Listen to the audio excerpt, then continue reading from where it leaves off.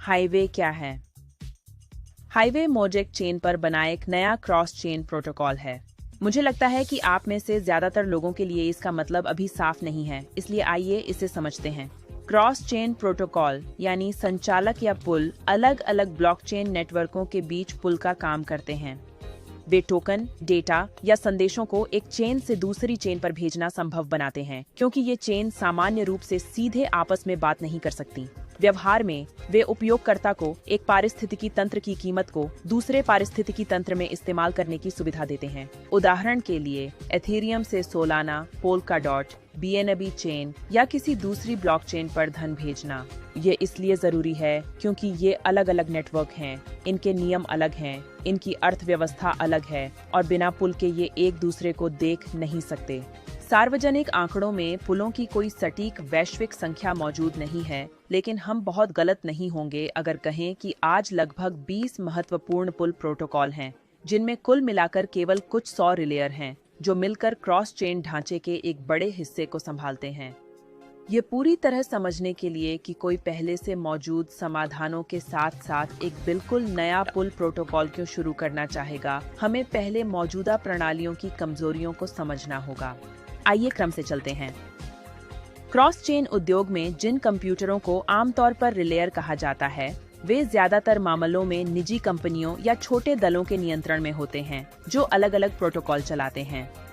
इनमें से हर नेटवर्क आमतौर पर थोड़ी संख्या में अलग अलग रिलेयर, सत्यापक, संरक्षक या इसी तरह के संचालकों के साथ काम करता है। इसलिए कई मौजूदा मॉडलों में हम हजारों स्वतंत्र प्रतिभागियों की नहीं, बल्कि केवल दर्जनों की बात करते हैं। दूसरी ओर हाईवे के पास पहले से ही पूर्व विक्रय चरण में लगभग 3000 रिलेयर हैं, जो किसी एक कंपनी के नहीं, बल्कि दुनिया भर के कई हजार स्वतंत्र व्यक्तियों के हैं। उन्होंने अपने रिलेयर अधिकार जन वित्त पोषण चरण के दौरान प्राप्त किए, जो अगस्त 2025 में शुरू हुआ था और अभी भी जारी है। बेलग्रेड की आईटी कंपनी ब्लॉक्सिको, जो इस परियोजना की वैचारिक और विकासात्मक शक्ति है, ने व्यावहारिक रूप से आम आदमी को आधुनिक इतिहास में पहली बार एक महत्वपूर्ण ढांचे का सहभागी बनने का अवसर दिया है, केवल उसका उपयोगकर्ता बनने का नहीं। वैसे हाईवे परियोजना के पहले संस्करण V1 का शुभारंभ अब बहुत नजदीक है, जबकि V2 संस्करण का शुभारंभ, जिसमें अपेक्षित 6000 रिलेयर होंगे, 2027 की दूसरी तिमाही के अंत के लिए नियोजित है। तो बात साफ है, हाईवे खेल के बिल्कुल नए नियम लिख रहा है और नए मानक स्थापित कर रहा है, क्योंकि यह केवल नाम मात्र का विकेंद्रीकरण नहीं, बल्कि ऐसा वास्तविक विकेंद्रीकरण ला रहा है जो इस बाजार में इस समय व्यावहारिक रूप से मौजूद नहीं है। विकेंद्रीकरण निश्चित रूप से एक निर्णायक कारक है, लेकिन अगर आपने सोचा कि केवल विकेंद्रीकरण ही वह कारण था जिसके कारण ब्लॉक्सिको ने कदम उठाया, तो आप गलत थे। सार्वजनिक रूप से उपलब्ध आंकड़ों के अनुसार, विशेष रूप से 2022 के लिए, चैनालिसिस ने बताया कि 13 अलग अलग क्रॉस चेन पुल हैक के माध्यम से लगभग $2 अरब चोरी हुए और उस समय तक उस वर्ष क्रिप्टो उद्योग में चोरी हुई कुल धनराशि का 59% पुल हमलों से आया था। उसी विश्लेषण में कहा गया कि पुल हैकरों के लिए आकर्षक निशाना बन रहे हैं, क्योंकि इनके माध्यम से बहुत बड़ी कीमत गुजरती है और क्योंकि इनमें अक्सर एक केंद्रीय बिंदु होता है जहां गिरवी संपत्ति बंद रहती है। हैकर हमलों की संख्या और चोरी हुई धनराशि का आकार साल दर साल बदलता रहता है, लेकिन यह निश्चित रूप से कहा जा सकता है कि क्रॉस चेन पुल अभी भी ब्लॉकचेन बाजार की एड़ी की कमजोरियों में से एक हैं। सुरक्षा के मामले में हाईवे क्या बदलता है? हाईवे क्रॉस चेन संचार को कुछ परिचित सर्वरों के छोटे समूह से सुरक्षित नहीं करता, बल्कि हजारों स्वतंत्र रिलेयरों के वैश्विक नेटवर्क से करता है, जिसे नेबुला वीपीएन परत से अतिरिक्त सुरक्षा मिलती है। हर घंटे एक नया सक्रिय समूह यादृच्छिक रूप से चुना जाता है, इसलिए हमलावर पहले से नहीं जानता कि उसे किन नोडों को भेजना है और उसके पास योजनाबद्ध हमला करने के लिए पर्याप्त समय भी नहीं होता। इसीलिए हाईवे पर हमला किसी एक कंपनी, एक पुल या कुछ हस्ताक्षरकर्ताओं पर हमला नहीं है, बल्कि एक विशाल, विकेंद्रीकृत और घूमते हुए नेटवर्क को हराने की कोशिश है। व्यापक विकेंद्रीकरण, यादृच्छिक बदलाव और नेटवर्क सुरक्षा का यही मेल हाईवे को भूस्तरीय सुरक्षा प्रणाली बनाता है और हर हमले की लागत, जटिलता और जोखिम को बिल्कुल नए स्तर पर ले जाता है। हालांकि ऐसा लग सकता है कि अभी बताए गए 2 कारण हाईवे के जन्म को उचित ठहराने के लिए काफी हैं। कहानी यहीं समाप्त नहीं होती। कारण यह है, कई मौजूदा क्रॉस चेन पुलों में उपयोगकर्ता को अक्सर समझना पड़ता है कि वह किस ब्लॉकचेन पर है, कौन सा टोकन इस्तेमाल कर रहा है, कौन सा लिपटा हुआ टोकन मिलेगा, दोनों नेटवर्कों पर शुल्क टोकन पर्याप्त हैं या नहीं, कौन सा पुल सुरक्षित है, कौन सा प्रोटोकॉल चुनना है और कितने चरणों की पुष्टि करनी है। औसत उपयोगकर्ता के लिए यह जटिल, तनावपूर्ण और अक्सर उलझन भरा होता है। अपने पहले संस्करण में पोलकाडॉट पारिस्थितिकी तंत्र के भीतर हाईवे एथेरियम, BSC और सोलाना के लिए पुलों की योजना बना रहा है ताकि धन का स्थानांतरण जितना संभव हो उतना सरल हो, व्यावहारिक रूप से एक क्लिक में। उपयोगकर्ता को तकनीकी पृष्ठभूमि, रिलेयरों, मार्गों और नेटवर्कों के बारे में सोचने के बजाय हाईवे प्रणाली की जटिलता को छिपाता है और उपयोगकर्ता को केवल वही दिखाता है जो महत्वपूर्ण है। वह क्या भेज रहा है, कहां भेज रहा है और कितना प्राप्त करेगा। इसे और स्पष्ट करने के लिए आइए एक ठोस उदाहरण लेते हैं। कल्पना कीजिए कि कोई उपयोगकर्ता USDC को सोलाना से पोलकाडॉट पारिस्थितिकी तंत्र में भेजना चाहता है। सामान्य पुल में उसे अक्सर नेटवर्क चुनना पड़ता है, समर्थित टोकन जांचना पड़ता है, शुल्क समझने पड़ते हैं, कई लेन देन की पुष्टि करनी पड़ती है और ध्यान रखना पड़ता है कि धन गलत रास्ते से न भेजा जाए। हाईवे में उपयोगकर्ता सोलाना को स्रोत, पोलकाडॉट को गंतव्य चुनता है, राशि दर्ज करता है और एक सरल क्लिक से स्थानांतरण की पुष्टि करता है। अब एक क्षण रुकिए और स्वयं सोचिए, अब तक आपने जो सुना है उसके आधार पर क्या आपके पास यह मानने का कारण है कि हाईवे आने वाले समय में एक महत्वपूर्ण क्रॉस चेन संचालक बनेगा, या आपको अभी भी संदेह है? हम कह सकते हैं कि अब तक कही गई सारी बातें बहुत आशाजनक लगती हैं, लेकिन इसका क्या लाभ अगर हाईवे अपनी सेवाओं के लिए भारी शुल्क लेने लगे, है ना? तो क्रॉस चेन स्थानांतरणों की दुनिया में उपयोगकर्ता अक्सर 2 बड़ी समस्याओं का सामना करता है: ऊंची लागत और धीमा निष्पादन। कभी-कभी छोटी राशि भेजने की लागत लगभग उतनी ही या उससे भी अधिक होती है जितनी राशि उपयोगकर्ता भेजना चाहता है।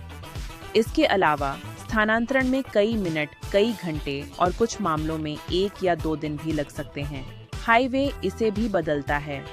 इसका लक्ष्य है कि क्रॉस चेन स्थानांतरण न केवल सुरक्षित और सरल हो, बल्कि बाजार में अभी उपलब्ध सबसे किफायती समाधानों से भी कई गुना सस्ता हो। कई चरणों, कई शुल्कों, धीमी मैनुअल या बहुस्तरीय प्रक्रियाओं और अनिश्चित प्रतीक्षा समय वाली जटिल प्रक्रिया के बजाय हाईवे रिलेयरों के एक विशाल विशेष नेटवर्क का उपयोग करता है जो लगातार जुड़े हुए ब्लॉकचेन को देखता रहता है और तुरंत प्रतिक्रिया देने के लिए तैयार रहता है। जब उपयोगकर्ता स्थानांतरण शुरू करता है तो प्रणाली धीमी और जटिल प्रक्रिया से नहीं गुजरती। सक्रिय रिलेयर घटना की जल्दी पुष्टि करते हैं, संदेश आगे भेजते हैं और दूसरे नेटवर्क पर निष्पादन को कुछ ही सेकंड में संभव बनाते हैं। खुद का बिजनेस स्टार्ट करना है लेकिन इन्वेस्टमेंट नहीं करना? Yes, it is possible to start your own business with संभव बनाते हैं। तो अब तक हमने मौजूदा क्रॉस चेन समाधानों की तुलना में हाईवे के मुख्य लाभ सुने हैं। अधिक विकेंद्रीकरण, अधिक मजबूत सुरक्षा मॉडल, सरल उपयोग, अधिक गति और कम स्थानांतरण लागत। अब आप शायद बहुत स्पष्ट रूप से समझ रहे हैं कि ब्लॉक्सिको ने एक बिल्कुल नया क्रॉस चेन प्रोटोकॉल शुरू करने का निर्णय क्यों लिया। लेकिन अब तक हमने जो कुछ कहा वह मुख्य रूप से हाईवे के भविष्य के उपयोगकर्ताओं से जुड़ा था, यानी उन लोगों से जो इसके माध्यम से अलग अलग ब्लॉकचेन नेटवर्कों के बीच धन, डेटा और संदेश भेजेंगे। लेकिन हाईवे केवल उपयोगकर्ताओं के लिए खुला नहीं है। इसका जन वित्त पोषण चरण अभी भी जारी है और दुनिया भर में हजारों लोगों ने शुरुआत से ही इस ढांचे के निर्माण में भाग लेने का अवसर पहचान लिया है। एक स्वाभाविक प्रश्न उठता है, हाईवे परियोजना में भागीदारी किस तरह की वित्तीय सार्थकता ला सकती है? उत्तर है संभावित रूप से दोहरी। पहली अल्पकालिक है, संगठित सिफारिश प्रणाली यानी नेटवर्क आधारित सिफारिश मॉडल के माध्यम से प्रतिभागी परियोजना के प्रत्यक्ष और टीम आधारित विस्तार पर कमीशन कमा सकते हैं। ये कमीशन वर्तमान क्षतिपूर्ति योजना के अनुसार दिए जाते हैं, पैकेज और प्राप्त बिक्री मात्रा के आधार पर। उदाहरण के लिए, यदि आप $500 का पैकेज सीधे बेचते हैं तो आपको $135 प्रत्यक्ष D1 कमीशन मिलता है और यदि वह व्यक्ति जिसे आपने सीधे जोड़ा है वही पैकेज बेचता है तो आपको अतिरिक्त $90 D2 कमीशन मिलता है, बशर्ते आप क्षतिपूर्ति योजना की सरल शर्तें पूरी करते हों। दूसरी और कहीं अधिक महत्वपूर्ण दीर्घकालिक सार्थकता है।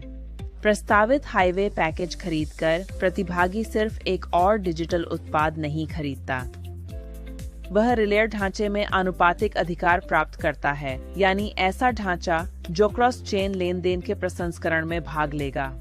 इसका मतलब है कि भविष्य की निष्क्रिय आय कई स्रोतों से आ सकती है। पहला स्रोत लेन देन शुल्क है। हर बार जब उपयोगकर्ता हाईवे का उपयोग नेटवर्कों के बीच धन भेजने के लिए करते हैं तो शुल्क का एक हिस्सा उस रिलेयर ढांचे को मिलता है जो यह स्थानांतरण संभव बनाता है। दूसरा स्रोत मूल्य अंतर लाभ है।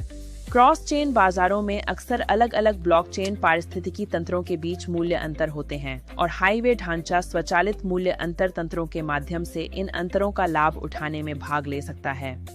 तीसरा स्रोत है HWA टोकन का स्टेकिंग। जो प्रतिभागी HWA टोकन रखेंगे और स्टेक करेंगे वे प्रोटोकॉल की अपनी अर्थव्यवस्था के माध्यम से अतिरिक्त पुरस्कार प्राप्त कर सकते हैं। 25 अगस्त 2025 को कई उन्नत AI उपकरणों की सहायता से एक आंतरिक काल्पनिक मॉडल बनाया गया जिसमें उपलब्ध परियोजना और बाजार आंकड़े डाले गए। इस मॉडल का लक्ष्य यह दिखाना था कि यदि हाईवे भविष्य में सभी निर्धारित मानकों को प्राप्त कर ले तो किस तरह की संभावित आय उत्पन्न हो सकती है। इस काल्पनिक परिदृश्य में अन्य बातों के साथ यह शामिल था। हाईवे 6000 रिलेयरों का नेटवर्क उपयोग करता है, वैश्विक क्रॉस चेन बाजार का लगभग 2% प्राप्त करता है, मूल्य अंतर लाभ के लिए बड़ी संख्या में विनिमय मंचों तक पहुंच रखता है, 10 प्रमुख ब्लॉकचेन नेटवर्कों को जोड़ता है, महत्वपूर्ण दैनिक मात्रा प्राप्त करता है और लगभग $50 मिलियन की तरलता रखता है। दूसरी ओर वास्तविक बाजार ढांचे के रूप में डेफाई लामा मंच के वर्तमान आंकड़ों का उपयोग किया गया, जिसके अनुसार क्रॉस चेन पुलों से इस समय लगभग $300 मिलियन प्रतिदिन, लगभग $2.2 अरब प्रति सप्ताह और लगभग $10.7 अरब प्रति माह गुजरते हैं। दूसरे शब्दों में, मॉडल इस अवास्तविक मान्यता से शुरू नहीं होता कि हाईवे को पूरा बाजार प्राप्त करना होगा, बल्कि ऐसे परिदृश्य से शुरू होता है जिसमें यह मौजूदा क्रॉस चेन मात्रा का अपेक्षाकृत छोटा हिस्सा लगभग 2% प्राप्त करता है, जो फिर भी महत्वपूर्ण व्यावसायिक क्षमता हो सकती है। इस मॉडल का परिणाम आप तालिका में देख सकते हैं। इस तालिका में HWA टोकन के स्टेकिंग से संभावित आय शामिल नहीं की गई है। इसका मतलब है कि दिखाए गए आंकड़े केवल स्थानांतरण शुल्क और मूल्य अंतर लाभ से काल्पनिक आय को दर्शाते हैं, जबकि स्टेकिंग आय का अतिरिक्त स्रोत हो सकता है, लेकिन उसकी राशि भविष्य की टोकन अर्थव्यवस्था APY और HWA टोकन के बाजार मूल्य पर निर्भर करेगी। यह हमें बिल्कुल साफ कहना होगा। तालिका में जो आंकड़े आप देखते हैं वे कमाई का वादा नहीं हैं और उन्हें इस तरह नहीं समझना चाहिए। यह केवल एक काल्पनिक गणना है जो इस मान्यता पर आधारित है कि हाईवे निश्चित मात्रा, निश्चित तरलता स्तर, निश्चित बाजार हिस्सा और उपयोगकर्ताओं द्वारा वास्तविक उपयोग प्राप्त करता है। यह कब प्राप्त हो सकता है? आज इसका कोई गंभीर उत्तर नहीं दे सकता। एक साल